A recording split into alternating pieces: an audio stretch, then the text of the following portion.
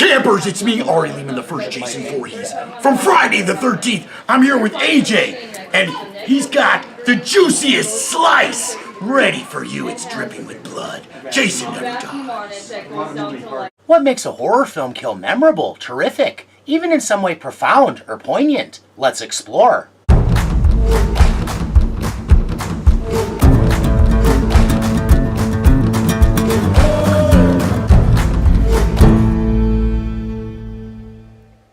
Thanks for checking this out. If anything about it trips your fancy, please like, subscribe, and share. Oh, yes, yes. Without further ado,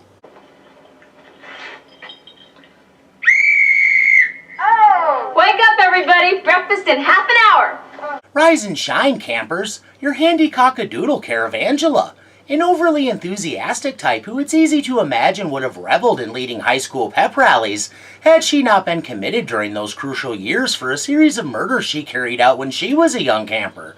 But none of that was required on the application and the records were closed, so nothing arose on the background check. The Shote Sisters wake knowing exactly what their plan is for the day, and it involves going for a hike. Okay, that was a tactful euphemism. They like getting Wasted! Jody and Brooke Shote are your typical good time bad girls, actively avoiding seriousness, responsibility, and accountability at all costs, preferring to instead pursue a heightened consciousness. The idea of summer camp might sell the illusion of inclusion, but like in most groupings of young people, out of likes and dislikes cliques crop up, and the pair is on the outs for their chosen path of debauchery, with a target on their backs making them fodder for ridicule. The Obi looks as gross as the Shit Sisters. Charming young ladies that they are, it's apparent they are looked upon with total disregard. The Shit Sisters? Jody and Brooke Shote.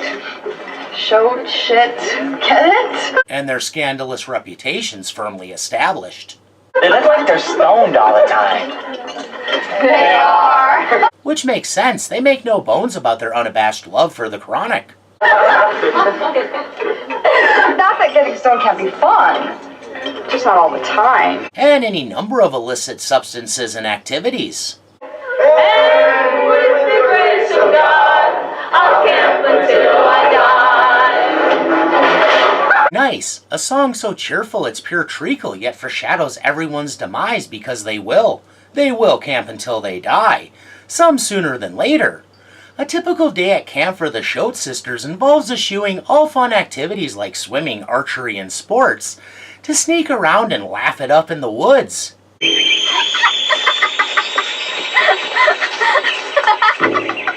Uh-oh, Angela's onto the capricious pair.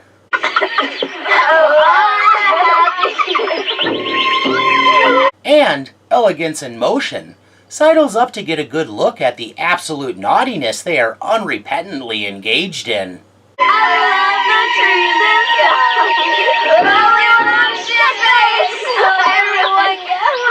Oh boy, and what they're engaged in is a filthy rendition of the cheery camp song.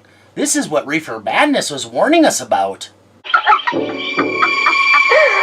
I'm a happy camper. I love to drink and fuck. This does not bode well. And if you pay me money on my titties, you can suck.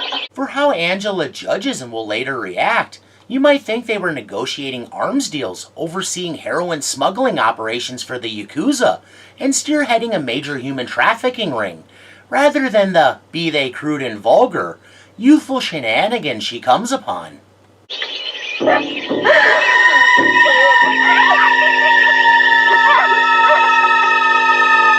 Mocking her favorite song might not be cool, but the action she jumps to when next she catches the sisters up to misbehavior is a whole lot less cool. In fact, quite hot.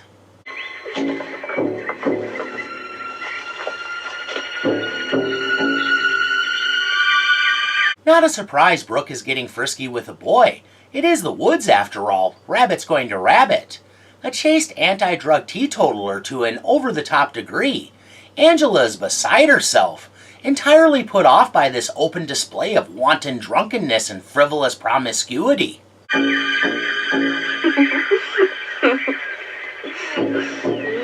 There'll be hell to pay now. The wheels are turning and demons dance through her clockwork mind, leaving hoofprints made of brimstone soot.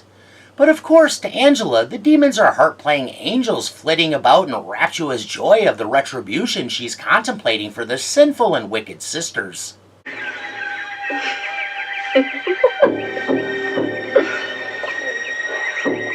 Hellfire shining in her eyes, Angela makes her presence known. Get out of here! The boy skedaddles without a word and leaves Brooke and Jody to face the dire consequences of Angela's wrath.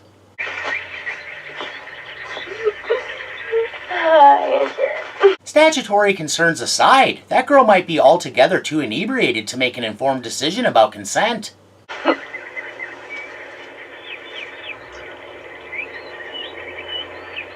Troubled girls are problem children. Angela's unnuanced approach means she sees only the latter, and, guided by her warped morality, acts accordingly.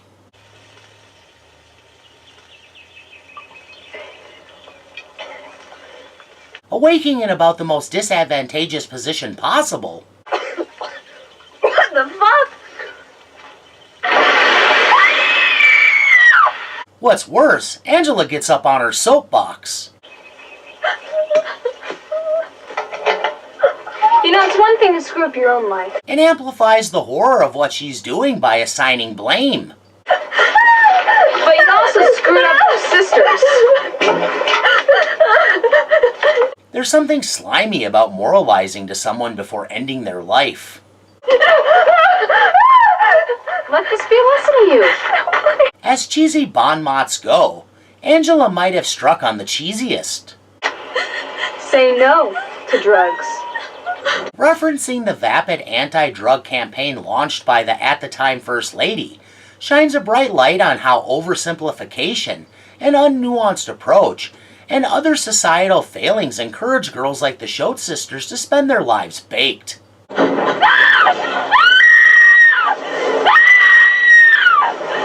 The lay of the land, the acoustics of the hills and valleys, or what can be called slasher silencing, clearly has some dampening effect, because the scream someone emits when burning to death would seemingly carry far and wide, but everyone's none the wiser, despite the seeming close proximity to the camp.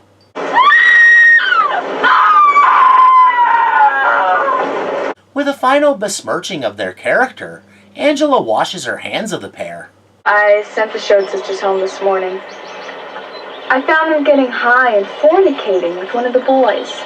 Where the extraordinary arises in these dual exits is in the undue cruelness, disproportionate justice meted by an uncalibrated arbiter, and mean-spiritedness played cheerfully, joyfully, and with total disregard for human life, based on a moral compass always pointed in the direction of hell, evil, the malefic, what have you. So also represents hypocrisy at its worst. Not helping yourself. Gratuitously tasteless yet executed artfully enough not to be overly offensive. How the Shote Sisters go out is a truly horrendous way to die, and could only be carried out by somebody operating with reckless abandon and wild callousness. Virtuous they were not, their activities appalling, but deserving of burning alive? No way. They weren't witches, didn't cross a cartel, weren't revolutionaries annoying missionaries, nor did they commit any cardinal sin to incur such harsh retribution. They were a couple of outlaws, sure, but what they deserved was community service, not getting barbecued. I doubt Scared Straight would have worked. They seem like the type to giggle their way through such an experience. Oh, Lord. Stereotypical bad girls, drinking, drugging, dicking down, and dogging. Okay, I don't know about that last one since they weren't British, nor in a park, and there was no car in sight, so sue me, I enjoy alliteration. Anyway, they were up to bad behavior that was typical of their age bracket and the time, and would be throughout the next decade. Why? It's self-annihilation, a way of sleepwalking and daydreaming through life, of zoning, spacing, tuning, and checking out, vegetating. So what if acid rain was slowly diminishing nature and erasing aquatic life? Increased ultraviolet rays from the depleted ozone layer could give you malignant melanoma. Standardized testing made school mind-numbingly tedious, in preparation for a life no less dull. The economy was spiraling for the suddenly under attack middle class, or the Cold War could heat up and shower down nuclear death. Detachedness, total lack of interest, could solve every problem by not acknowledging they existed. There was a lot of weight on the shoulders of the Gen Xers, no doubt. That a percentage took this approach, giving rise to slacker death metal and grunge, among other individualistic subcultures, makes some sense when considering the absolute powerlessness one confronted in the face of it all. What? If sufficiently high and distracted, what did it matter if the social order disenfranchised you and was just smoke and mirrors to conceal the grand scam of it all anyway? Your parental units neglected you, and your peers utilized wordplay to crap on your name. Shit sisters? How immature. You may have too forgiving a definition of the word wordplay. Some would have us believe blame for this desire to disengage could be placed on MTV PSYOPs, a society that had strayed too far and allowed pop culture to overtake influence. But the reality was starker, because it reflected the dark side of the Reagan Revolution. That even though Ronald Reagan himself touted that all great change in America begins at the dinner table, under his auspices, disintegration of the nuclear family was at an all-time high. Between single parents and the rise of two-income homes, latchkey kids became the norm, making TV dinners and plugging into cable TV, raised under their own supervision. Set loose by divorce and free-range parenting, and with self-respect and hopes low, many rooted out methods of escape from life's drudgery like hog sniff-out truffles, and alcohol and marijuana, even mushrooms and LSD, were readily available outlets. There's a certain meta quality to the flick that makes me think those behind it had a finger on the pulse of the video store kids it as a straight-to-video release was trying to entice. And the Shote Sisters very specifically represented the stoner contingent of the demographic. It's embarrassing how much their stereotypical performances mirror instances I witnessed play out firsthand. I never questioned this stuff as a teen. Ooh, self-burn. Those are rare. But at my age now, they seem sad, and it kind of recontextualizes my youth. It's easy to assume they were shuffled off to camp to keep them out of their parents' hair. Also seems likely their home was a bit dysfunctional, the supervision and positive attention minimal, and they acted out in an attempt to find the line of resistance when they would face pushback and receive parenting. Yep, that stands up to scrutiny. Based on the time period, the sisters were possibly fine graduates of drug abuse resistance education, or the DARE program, successful inundators, or is it indoctrinators, about the perils and groovy good times of uppers, downers, and all-arounders. We got your crack and ice cocaine here, you got your pills, and your vials of coke, and quarters, and pipes, and grinders. Throughout the 80s and 90s, but don't ask scientific statistics to confirm if that was actually a good thing, or just opened up a lot of children to drugs they otherwise never would have known about. I apologize for nothing. Why might drugs be enticing? The thing about going the druggy stoner route, it's an easy identity to assume, and includes a lot of fair-weather friends. You can be weird, goofy, awkward, out of place, talkative, self-conscious, open, quiet, whatever is okay, the whole gamut. Being under the influence broadens horizons because it's an excuse, and one understood by other indulgers. It removes accountability and underscores poor decision-making. That was the Shote Sisters' deal. They fed into each other's antics, and used the prevalent drug culture to joyride through life, unafraid of backlash, all about fun, the consequences be damned. Why? They obviously hadn't come up against many repercussions. I mentioned they were seeking the line when they would face pushback. Too bad that line was Angela. But how could they know the precipice they were climbing was so steep? They were high out of their minds to insulate themselves from a world they had no interest participating in, and getting baked to avoid it all got them roasted. Oh, come on! Unbalanced even besides having other personality quirks and or defects, Buzzkill Angela maybe embodied the extreme side of those who believe children require extreme discipline.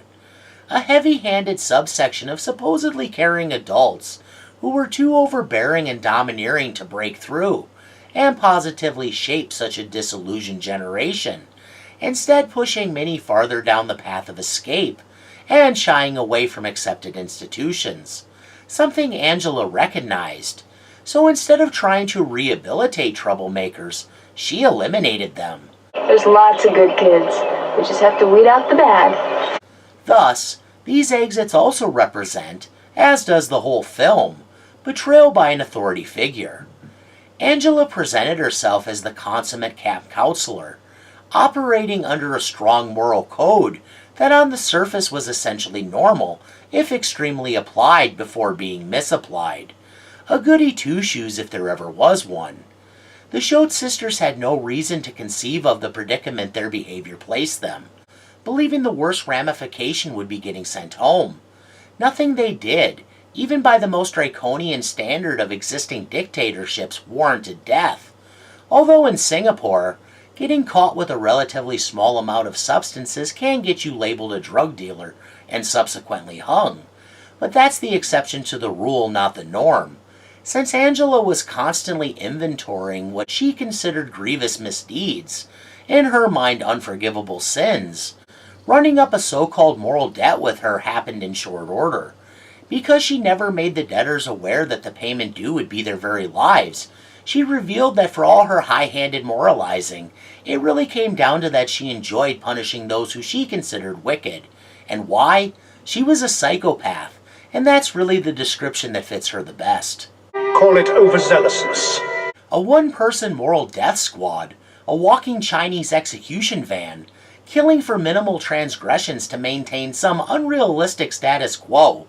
Angela is scary in that upbeat but toxic holier-than-thou way that typifies many psychopathic ideologues.